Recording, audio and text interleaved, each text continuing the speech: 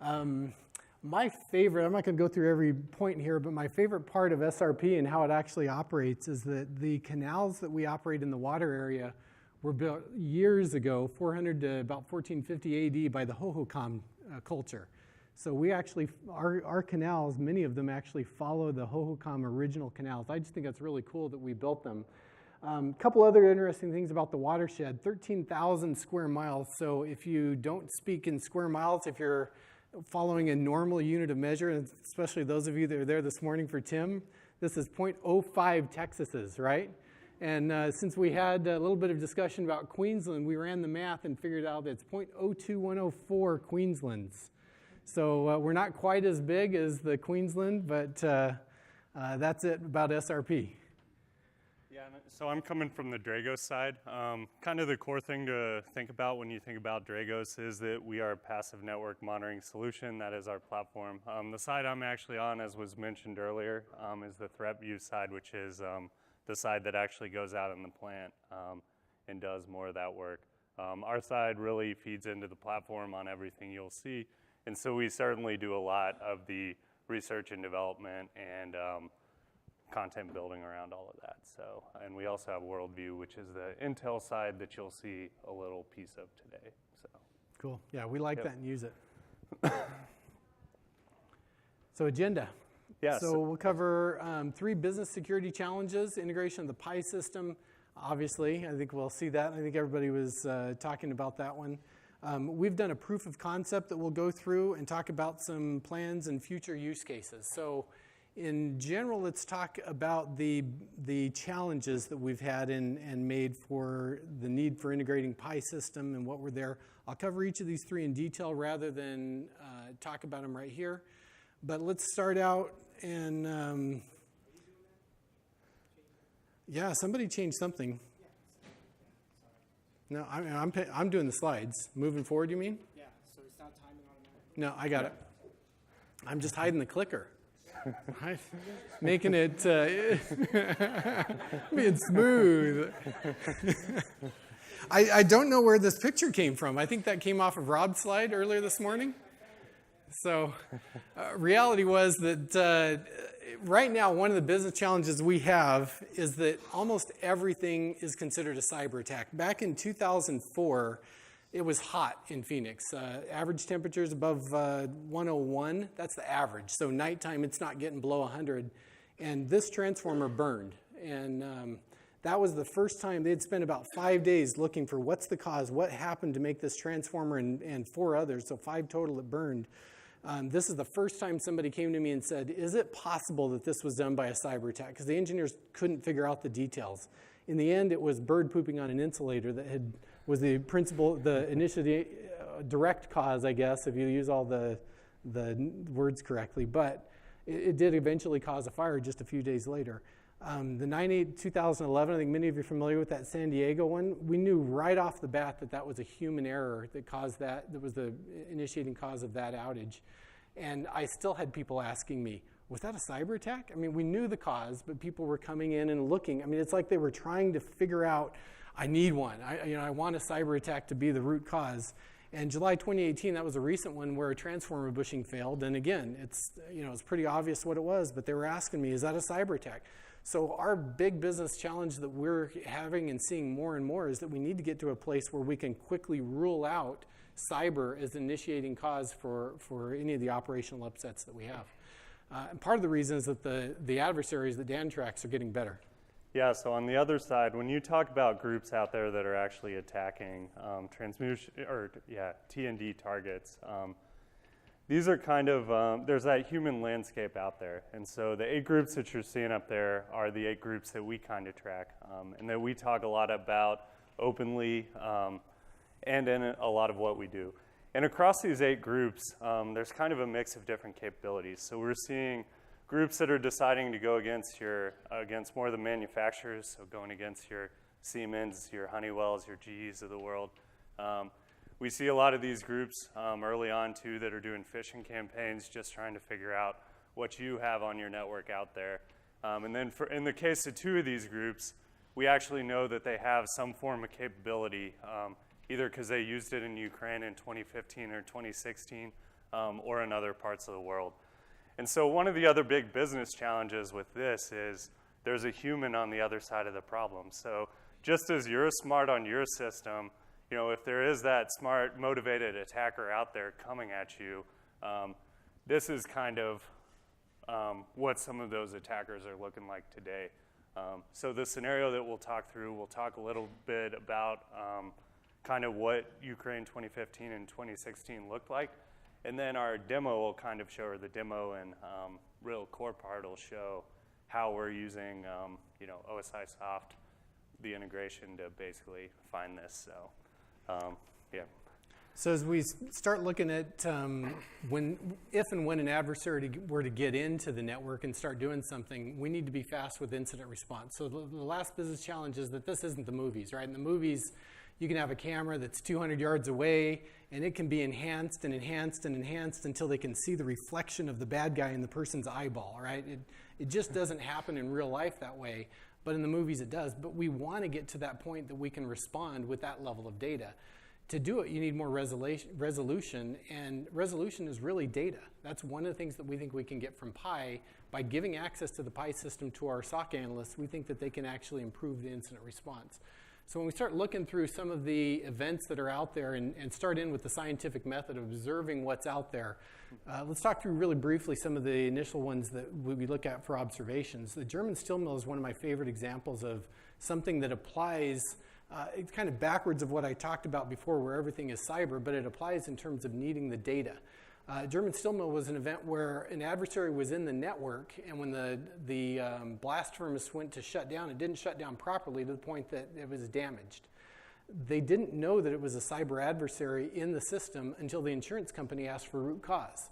That's when they started looking at it and actually found a problem. So somewhere along the lines, they just didn't have the resolution of the data that they needed to actually identify the true cause of the failure until later when people really started digging up data in a root cause analysis.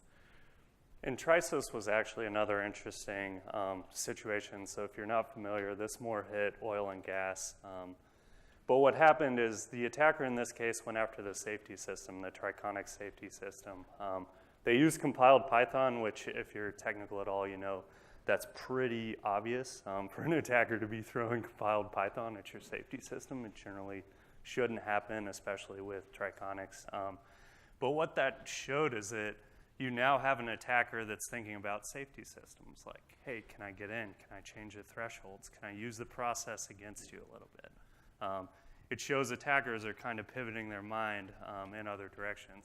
Well, it shows that they were trying to kill people, right? Yeah, because you don't know if you begin to take away that safety system's ability to respond, you do get to those catastrophic kind of conditions with that. So, and then more relevant to this would be the crash override, the 2016 Ukraine and the 2015 Ukraine, which in the next two slides we'll see a little bit, so I'm not going to spoil those. The thing to note between 2015 and 2016 is in 2015 they went after distribution. And so when you look at this, they went after 3 utilities. You can see the load impact. These are from a SANS Institute joint presentation that we did. But you can kind of see, so there were 50 substations in 2015, 135 megawatts, 3.5-hour outage. This attack required the attackers to actually be on the keyboard. Like there are YouTube videos of them moving around the mouse. And so luckily in 2015, they could only scale their attack to how many attackers they had, which is good. You always want your attackers to be super inefficient because it hopefully increases your chance of catching them and limits what they can kind of do. Well, in 2016, this was when they actually used malware that was purpose-driven for the network. It actually put IEC 104 packets out on the network to manipulate the environment. Here, they went after one transmission company, and the outage time was shorter, and a lot of this was because the utility was ready to go into manual mode, and they had kind of rehearsed. One was like December 17th, I think, and the other was December 10th, so it was almost a year apart. But one substation actually got a bigger impact. What's substantial to know with this, though, is that because of the malware, they could just drop the malware and they could leave. And so unlike the previous year where they had to have a lot of people on the keyboard doing it, Now in 2016, they could kind of scale their operations out and ultimately cause a larger impact with that. So they achieved scale with that. So as we continue down the scientific method, we've looked at observations, and we want to go figure out what is it that we can do to prevent, detect, and respond to a cyber attack. So the first thing we got to do in the scientific method is make a hypothesis, right?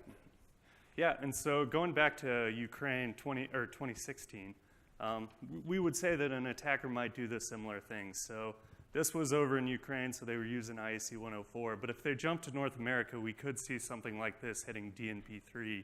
And so what they would have to do is figure out what part of DNP3 might I need to manipulate to open these breakers. So the hypothesis was kind of around that. Yeah, so we built that and said, well, we think we can detect an adversary who opens a breaker if they're coming from an abnormal source computer, or maybe even if they get into the EMS.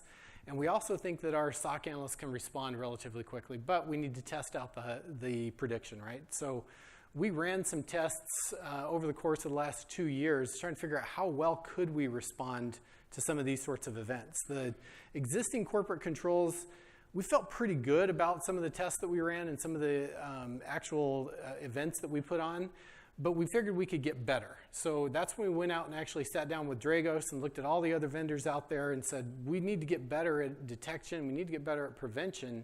What can we do for that? We implemented some active defense capability, which we think has helped significantly. But as we've been analyzing our impact and what we've done to improve ourselves, we think there's still some room for improvement in our responding efforts. And that's where we really think Pi can help us focus in. And that's what we'll go through in this test. So basically, this is the third level of test that we're working on in terms of integrating Pi in the Dragos platform. So when we start looking at it, how do we actually do that integration? Now, if you've worked with Pi, you've seen this sort of thing. This is nothing more than in Pi Explorer, this is the event frame configuration. And one of them right here, this Dragos, Z-Dragos, that's the actual test event frame that we built and configured. I guess I could zoom that in for you, right? It's a pretty simple event frame. If the breaker opens up, start recording the data, right? Once the breaker closes, that's the end of the event. Normally it's a breaker close sort of event. When that actually is configured, it sends that event frame over to the Dragos platform. The Dragos platform records it in the notification manager, which is basically a list of a lot of the notifications that we're getting from any of the sensors or any of the detections that we have out there moving forward. So you see an event frame occurs. May or may not be bad, but we need more analysis of that data, and that's where QFD comes in. Yeah, so a QFD or a query-focused data set's really where you as an analyst or someone at the keyboard can jump into it. And so instead of dealing with millions of row of records, these QFDs can kind of give you a distilled down view. So in the case of what you're seeing here, you're seeing the ones that are tied to the event frame.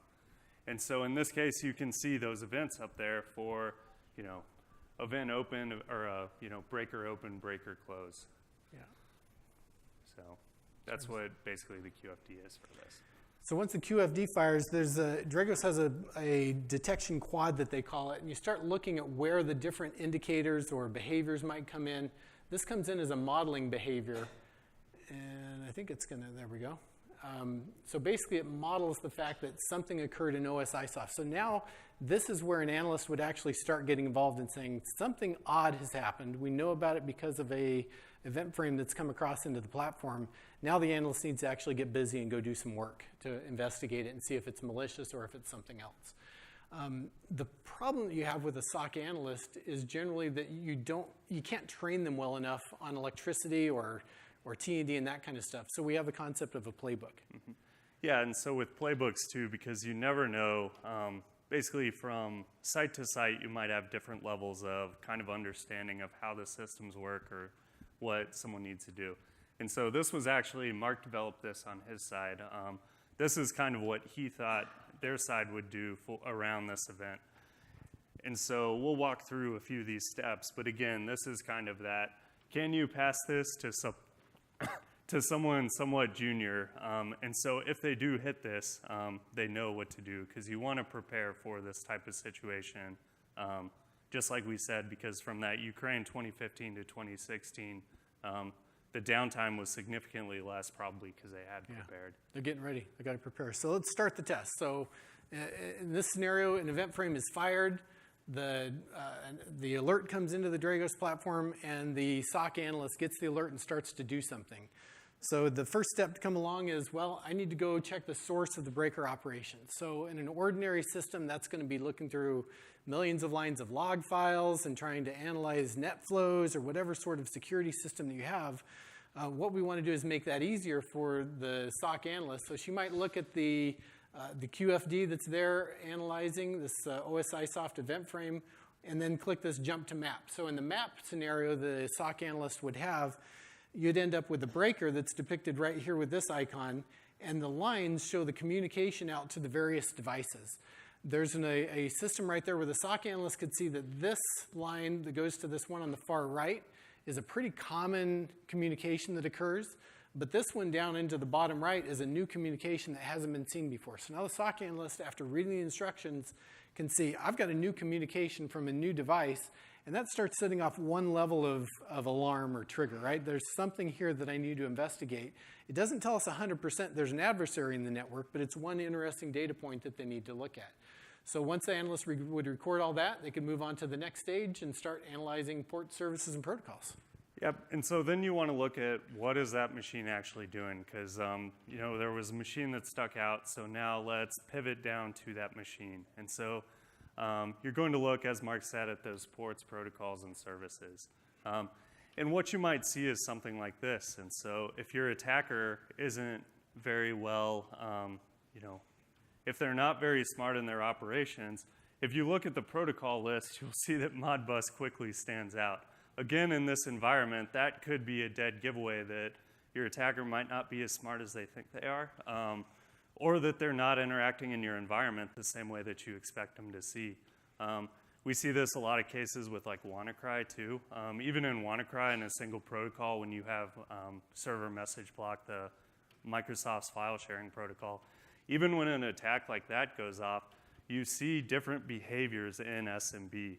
And so those different behaviors in the protocol, or in this case, a complete new protocol that really shouldn't be in the environment, this can help you pivot down to, yeah, there's now definitely a machine that I should look closer into. Right. So we're enhancing the IT sort of capabilities. So the next thing the SOC analyst is going to look at is the DNP itself. Yep, and so here again, and in the case of DNP3, I don't know how many people are DNP3 experts, so I'm going to assume kind of the lower level on here. But for this type of operation and for this hypothesis that we developed, within DNP3, there are multiple ways that you can actually perform this operation on the breaker. You can use a direct operate command, or you can use a select and operate. And so when you're looking in your environment, again, you might expect your environment to only use direct operates, or you might expect your environment to use select then. The malware author that writes around this might not know that. And so again, you might have that anomaly or difference that you can look at. And so when you do dig into that DNP3 traffic, you can see on that application level kind of what behavior is actually being seen there. So the QFD, or the playbook itself, said we would expect we would not expect direct operate, but that's what the analyst saw. So now the analyst, again, is starting to get a little bit more nervous. 3 different events that are going bad, so it's time to go check PiVision. So now we can actually give some instructions and some data to that analyst to say, go take a look at what you might see right in PiVision and use this for security response. So now we're going back 3 years on this breaker that we have. I can't remember exactly which breaker. It's a tie breaker that's coming right on the outside of one of our plants. But if you start looking at the pattern that develops, you see a lot of space here where the breaker's closed, a lot of space here where the breaker's closed, and a lot of space. That's summer, right? We're in Arizona where the average temperature is going to be up above 100 degrees. You want that breaker to be closed and the plant to be feeding our air conditioners, right? At the start of summer here, now we're starting to see a breaker open when it probably should be remaining closed. So even somebody who's not trained on transmission or really doesn't understand how the power grid would operate, you can start seeing a pattern because it's in a graph. It's in an easy to recognize format that one of our analysts, without too much training, is going to be able to identify as a problem. And the advantage actually of using Pi there is if you're just looking at the pure kind of security solution side, there are things you can do to hide on a system. So like a rootkit, right? So a rootkit, if an attacker drops a rootkit on your computer, there are ways that they can kind of hide their footsteps while they're on that computer. If you're actually using that OSIsoft kind of the Pi view on there, it's much harder for an attacker to actually hide when you have that integration in. So one of the really cool things of using both is it's going to make it really, really hard for an attacker to hide from That's true. those screenshots that Mark They've showed. got to take the video of the hallway while the people are breaking into the safe, right? So it's going to make their operation complex, which is going to make it more expensive for them and make that basically, a lot higher risk. So, but finally, your final step might be actually looking at the analysis on that source computer. And again, you might pivot back to whatever the source computer in question is, or go to a QFD. And in this case, you can see, hey, there was RDP, and the time's kind of there. So yeah, now you've got a connection to that source computer right before the event occurred. So now the analyst starts saying, all right, I got 5 very important pieces of data, and starts putting together the email to the CISO saying, we got problems here at the, what was it, Pivnincha? I always have to look that one up, right? That's the actual substation that got shut down in Ukraine, in Kiev. So Pebbles now, although she's not overly familiar with electricity, Pebbles Flintstone is now writing her letter out to the CISO saying, we've got problems, and here's what we need to do to respond to it. So this is just kind of a summary of the levels of response that any utility or anybody else could take. You could go run around, flappy wave your hands and not know what to do, or you can have a plan in place of what you're going to do. If you've got the right data, you could pick the level of, I'm a utility, right? I'm not going to let somebody stay in the network. So I'm going to pick some level of disconnection, isolating the OT networks, unplugging the internet from the entire company. All of those have different levels of response and different levels of impact that you could do. And this is something that we've been toying with. We haven't actually put in place, but I thought it was a really good example here that now that you've got the data, you've actually built a case to say, I'm pretty sure there's somebody here. I've got high confidence. Now you start picking of what you're going to do to respond instead of having a big board meeting saying, we got to figure this out, right? Let's plan this ahead of time so our incident response is a little bit better. And then that helps with information sharing. So if you're going to work with Neighborhood Keeper, I was just talking earlier to someone from Tucson Electric to say, this is something that we want to do in Arizona where we get APS, TEP, WAPA, some of our other co-ops, we've had some meetings with each of them so that we can actually share this data with them and say, if we come under attack or detect something, we want you to know about it relatively quickly. We've built some text lists and some other things, but I want some official response going out into a federal program like Neighborhood Keeper, a federally funded program like Neighborhood Keeper, getting out to EISEC, getting it out to DHS and the others that can actually help people respond faster. Having that data available with Pi, if we take those screenshots and we start sharing that up to EISEC, how good is that going to be when it's time for somebody else to make a decision? It's no longer some of this information that comes out from the information sharings that's so watered down that you really can't decide what to do about it. We want to have actionable intelligence, so as we're gathering that stuff up, we can help other people and other utilities to respond faster. So solutions, plans, and future. You already knew that the solution was to integrate Pi data, and the more we put this together, the more excited we got about it. It's really just thinking through it in terms of a kind of a tabletop exercise or analyzing things. It really does show some good use cases that could come from actually integrating this and training our SOC analysts and the rest of our security team to actually use Pi. There's several things that we want to do here. The first idea that we had for integration was actually the first one, it's a safety possibility. And this is one that I've got in the back of my list that I want to put as one of my annual goals at some point to go solve this problem. And I think we can do it with Dragos and Pi integration. It came from a story that one of the substation techs was telling me about that got called to a substation for an event that occurred. They didn't know what was going on. He got out there and there was somebody in the control room at a remote substation. It didn't turn out bad, but it could have been a pretty dangerous event had that been an actual adversary that was out there doing something. I want to be able to find a way that we can put some safety detections in place that even if you don't have remote cameras, even if you don't have remote badge readers or anything like that, you could actually get out there and use that data to say, it's probably not the time to send a substation tech, it's time to send a sheriff. Send the right person to respond to that event. Contract compliance is one. We got a guy at a plant. This is one that we actually had thought about doing as our use case, but it didn't really work for the T&D track, so we switched. But we've got people at our generation plants that they want to know when, say, GE or Siemens or somebody else who's monitoring and tuning that turbine, when they get in and actually do something. That event frame could get the data that we need, collect it all up, and send an alert to them to say, hey, here's this, along with all of the network data and the endpoint data that's needed to validate that that contractor really did what they should have done and nothing else. And it could lead us to something like a real cyber attack. I mean, if you have somebody, let's say you're opening up a breaker to an area where frequency is already low, it's probably not going to be the right decision to make. So either somebody's making a mistake or somebody's doing something that's malicious. So we think that we could detect that and actually start investigating very quickly if we just add in something as simple as frequency into our SOC where the analysts are looking at it. Very simple use case, and I think we can actually get our response time up and much better if we do that one. So these are some that we're looking at to continue our use case and keep things going. So contact information, you already saw that one, and questions. Any questions for Dan or Mark?